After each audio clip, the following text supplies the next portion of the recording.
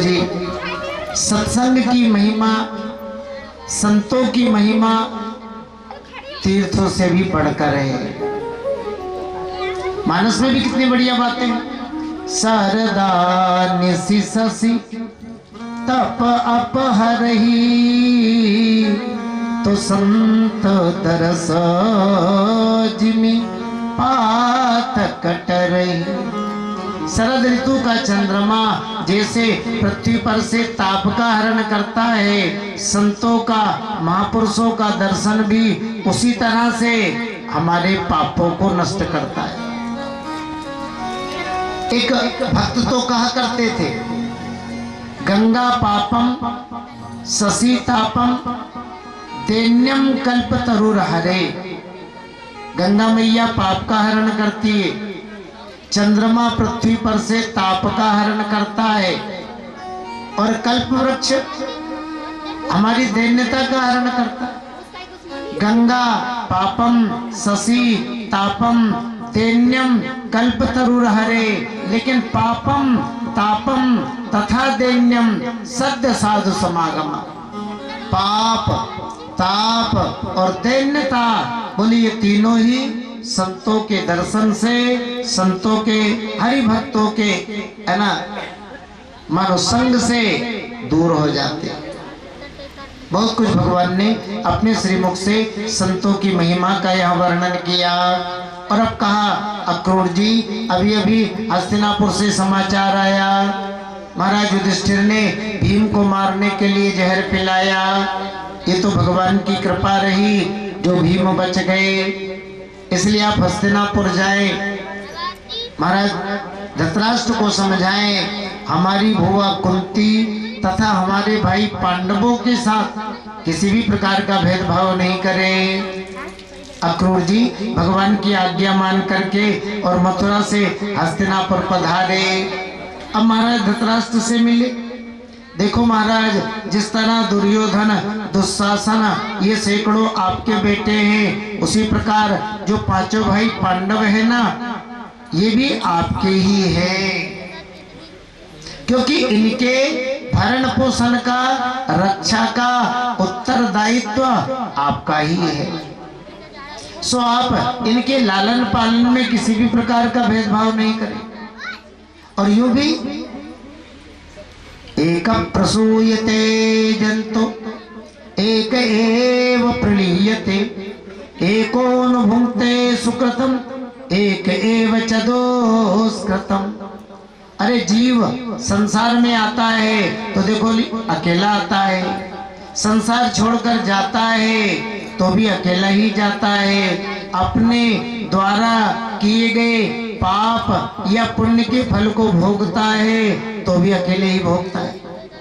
अकेले आना है, अकेले जाना है, अपने द्वारा किए गए पाप के या पुण्य के फल को भी अकेले ही भोगना है। तो महाराज जी भेदभाव किस लिए कर रहे हो? ये पक्षपात किस लिए कर रहे हो? अरे आपके छोटे भाई पांडु के ही बेटे हैं, आपके ही है, इसलिए भेदभाव मत करो। देखो अक्रूर जी ने बड़ा सुंदर ज्ञान धृतराष्ट्र को सुनाया, लेकिन धृतराष्ट्र ने कहा, अक्रूर जी आपका ज्ञान तो बहुत अच्छा है, शास्त्र सम्मत है, लेकिन क्या करूं, आपका ज्ञान मेरे हृदय में ठहरता नहीं है। पुत्रानुराग विस्मय विद्युत सौदामनी यथा, आकाश में बिजली चमकती तो है, प्रकाश तो करती है, लेकिन वो ठहर नहीं पाती। उसी तरह मेरा मन भी पुत्रों से मोह होने के कारण विषम हो गया है। आपका ज्ञान मेरे हृदय में ठहर नहीं पा रहा। धृतराष्ट्र माने लोभ से अंधा जीव, मोह में डूबा हुआ मनुष्य, अक्रूर माने सत्संग। ध्यान दीजिए, जो मोह में डूबा हुआ है उसे कितना ही आप उपदेश दे, कितना ही ज्ञान सुनाए, देखो जी कोई प्रभाव नहीं पड़ेगा। भलहु करही खलहु करही भल पाई सुसंगो, तो मिटही न मलिन स्वभाव अभंग। दुष्ट आदमी को सौभाग्यवश यदि सत्संग मिल भी जाए तो उसका जो बिगड़ा हुआ स्वभाव है ना वो नहीं बदलेगा। हमारा मानस में तो कितनी बढ़िया बढ़िया बातें, फूल ही फल ही नबेत, यद्यपि सुधा बरस ही जलद, और मूर्ख हृदय न चेत, जो गुरु मिले ही बिरंची सम। बेत का पेड़ आप पुलिस वालों के पास देखते हो, बड़े बूढ़ों के हाथों में जो डंडे रहते हैं वो भी बेत के ही रहते हैं। तो बेत के पेड़ में ना तो पुष्प आते हैं और ना फल आते हैं। यद्यपि सुधा बरसई जलद, अरे जल से नहीं जी, अमृत से ही क्यों ना सींचो। बस उसी तरह जिनका स्वभाव बिगड़ चुका है ना, उन्हें ब्रह्मा जी जैसा सदगुरु मिल जाए, शंकर जी जैसा आत्मदृष्टा महापुरुष मिल जाए तो भी उनका स्वभाव नहीं बदलेगा। देखो जी, प्याज का भोग भगवान को क्यों नहीं लगता है? क्योंकि प्याज में दुर्गंध आती है, तामसी है। अब प्याज की दुर्गंध को मिटाने के लिए देखो जी अपन कितने प्रयास कर ले, केसर की क्यारी करी और कस्तूरी का खाद, पानी दिया गुलाब का और तऊ प्याज का प्याज। प्याज की खेती के चारों तरफ केसर की क्यारियां लगा दे, भीनी भीनी सुगंध जो आती रहे, और उसमें खाद डालें काय का? बोले कस्तूरी का। हाँ? प्याज की खेती के चारों तरफ केसर की क्यारियां लगा दे और उस प्याज में कस्तूरी का खाद डाले और सींचे काय से? कुएं के या बोरिंग के पानी से नहीं, गुलाब जल से।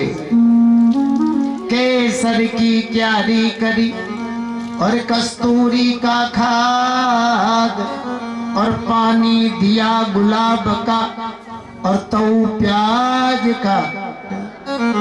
लेकिन जब फसल पक कर के तैयार होगी ना तो वही प्याज का प्याज ही रहेगा। कहने का तात्पर्य कुसंग से बिगड़ा हुआ सत्संग से सुधर जाता है, लेकिन जिसका स्वभाव बिगड़ चुका है ना उसे सुधारना बड़ा कठिन।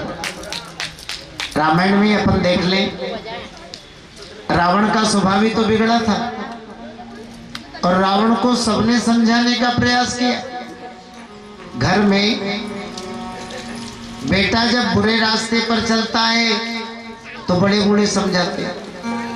रावण को सबसे पहले रावण के नाना माल्यवान ने समझाया, बेटा रावण, जिन राम से बेर बांध रहे हो ना वो साधारण मनुष्य नहीं, हिरण्याक्ष भ्राता सहित और मैं दुकेटब बलवान, तुझे ही मारे हूं सोई अवतर हूं कृपा सिंधु भगवान। जिन्होंने कल्प के आदि में मधु और केटव नाम के दैत्यों को मारा, जिन्होंने हिरण्याक्ष हिरण्यकश्यप जैसे दैत्यों को मारा, वही नारायण श्री राम है। रावण पर नाना का ज्ञान असर किया क्या? अरे बिल्कुल नहीं किया। क्या? अरे नाना, बुढ़ापे में तुम्हारी बुद्धि तो सठिया गई।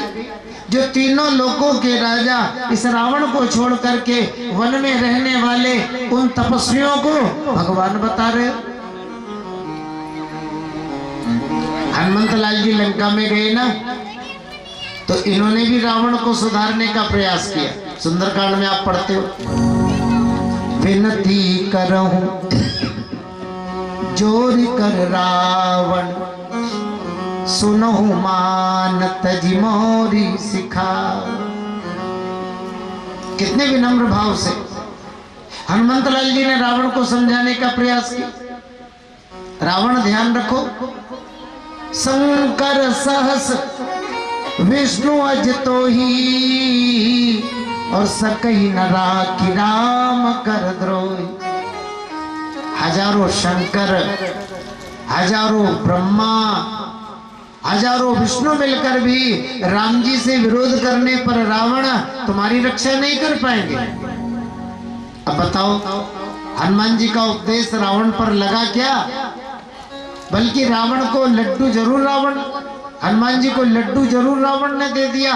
ओ क्या समय आ गया, देखो तो सही, मिला हमें कपि गुरु बड़ ज्ञानी।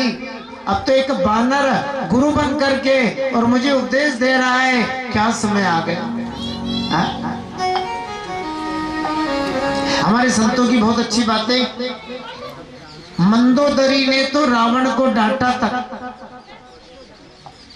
जिन राम जी से आप बैर कर रहे हो, थोड़ा विचार करो, राम जी में और आप में बराबरी है क्या। देखो प्रेम और विरोध बराबरी वालों के साथ शोभा देता है। आप में और राम जी में बराबरी है क्या। सिंधु तरियो उनको बंदरा, तुम पे धनु रेख तरी न गई। राम जी की सेना का एक छोटा सा बानर इतने बड़े समुद्र को लांग गया, और आप रामानुज लघु रेख खिंचाई, और सो नहीं नांगे हूं असमन साई। लक्ष्मण जी ने एक रेखा खींची थी, उसे नहीं लांग पाए। तुम बांदर बांधत सोना बंध्यो, उन बारी थी बांध के बाट करी। और आप सब लंका के वीरों ने मिलकर उनकी सेना के एक बानर को बांधने का प्रयास किया, लेकिन नहीं बांध पाए। और राम जी ने समुद्र को जो है बांध दिया। और तो कहा तक कहूं, तेलह तूलह पूछ जरीना, जरी जरी लंक जराय जरी। आप सब लंका के वीरों ने मिलकर के उनकी सेना के बानर हनुमान की पूंछ को जलाने का प्रयास किया, लेकिन नहीं जला पाए, और उन्होंने लंका को ठोक करके जला दिया। तो कहने का तात्पर्य, स्वभाव से जो बिगड़ चुके हैं भैयाओं, उन्हें समझाना बड़ा कठिन है। रावण स्वभाव से बिगड़ा था, कोई से सुधार नहीं पाया। महाभारत में धृतराष्ट्र भी मोह में डूबा हुआ था, इसे भी कोई नहीं समझा पाया। हमारे संत कहते हैं, शरीर बदलना सरल है, लेकिन स्वभाव बदलना बड़ा कठिन है। एक बड़ा अच्छा उदाहरण अपन यह जंगल में है ही, ऐसे ही एकांत पहाड़ों में एक सिद्ध पुरुष रहते थे, बड़े सिद्ध महात्मा, भजन साधन में लगे रहते। एक बार एक गांव का कुत्ता दौड़ा दौड़ा महात्मा जी के पास में गया, पैरों में जाकर गिर गया, पूंछ हिलाने लगा, पेट दिखाने लगा, बाबा कृपा करो, बाबा कृपा करो। महात्मा जी ने कहा, जी क्या करूं। बाबा आज मैं जंगल में गया था तो मुझे भगेर मिल गया, चीता। चीता का मुझे बड़ा डर लग रहा है, एक काम करो आप तो मुझे चीता बना दो, मुझे उसका डर नहीं लगेगा। अब ज्यादा अभिनय विनय किया, संत ने सोचा कोई बात नहीं, चल जा चीता बन जा। अब वो कुत्ता चीता बन गया, चीता बन करके दूर दूर पहाड़ों में जाने लगा। एक बार हाथी से सामना हो गया, फिर प्राण बचाकर भागा, फिर वही महात्मा जी के पास गिड़गिड़ाने लगा, पुकारने लगा, बाबा कृपा करो, बाबा कृपा करो। महात्मा जी ने कहा क्या करें। बोले बाबा मुझे हाथी बना दो, मुझे हाथी का बहुत डर लगता है। अब ये संत है, चलो और सही, जब बेटा हाथी बन जा।